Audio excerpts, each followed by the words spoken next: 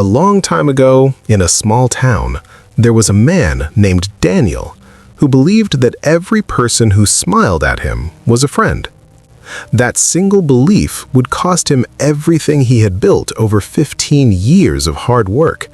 And the moment he realized it, he was sitting alone in an empty apartment with nothing but a valuable lesson and a second chance he almost did not recognize. Daniel was a generous man by nature. He had grown up in a home where his mother always said that giving was the greatest thing a person could do. So he gave freely. His time, his money, his trust, and his loyalty. He helped neighbors move furniture, lent money to colleagues without asking for receipts, and opened his home to people who needed somewhere to stay. Everyone around him called him a good man, and he wore that title like a badge of honor.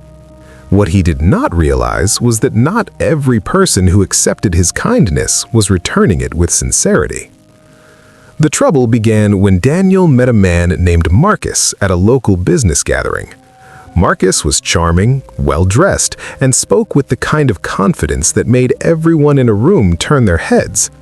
He told Daniel about a business opportunity that was growing quickly, one that needed a trustworthy partner with a good reputation in the community. Daniel fit the description perfectly. Marcus was convincing, and Daniel, being the open-hearted man he was, agreed to invest a significant portion of his savings without doing any serious research. He trusted the smile and the handshake more than the paperwork. Within 6 months, Daniel discovered that the business was not real. Marcus had disappeared, along with the money, the documents, and every promise that had been made over 3 carefully planned meetings. Daniel went to the authorities, but recovering the funds was not simple or quick. He felt a deep sense of shame because he had always believed himself to be smart and aware. The lesson hit him hard, not just financially, but emotionally. He had confused friendliness with trustworthiness, and that confusion had been an expensive one. What followed was a period of genuine reflection. Daniel began reading and speaking to people who had experienced similar situations. He learned that trust is not something you hand to someone the moment they appear kind. Trust, real trust, is something that is earned through consistent actions over time.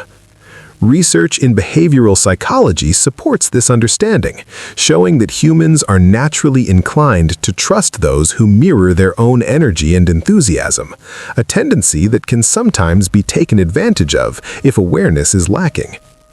Daniel also discovered something that surprised him deeply. He was not alone. Many people across different backgrounds and ages had experienced situations where misplaced trust led to serious consequences. This discovery did not make him cynical. Instead, it made him more thoughtful. He learned to ask more questions, to observe patterns of behavior over time rather than reacting to first impressions, and to understand that genuine people are never offended when you take the time to verify their intentions. Slowly, Daniel rebuilt his life. He started a small business on his own this time, something modest but honest. He surrounded himself with people whose actions consistently matched their words. He also became more open about his experience, sharing it with younger people in his community who were just starting out in life and in business. He did not tell the story to frighten anyone. He told it to equip people with the kind of awareness that can protect them without making them cold or closed off to the world. One of the most powerful things Daniel said to a group of young adults he was mentoring was this: caring about people and being careful about people are not opposites. You can have a warm heart and a wise mind at the same time. In fact, the most resilient people in the world tend to hold both qualities together, and that balance is what allows them to build deep, lasting, and honest relationships without being taken advantage of in the process. The real ending of Daniel's story is not about the money he lost. It is about the man he became because of what he lost. He became someone who could look at the world with both openness and discernment, someone who gave freely but also wisely. He learned that believing in people is beautiful, But believing everything without question is a risk that life will almost always find a way to test.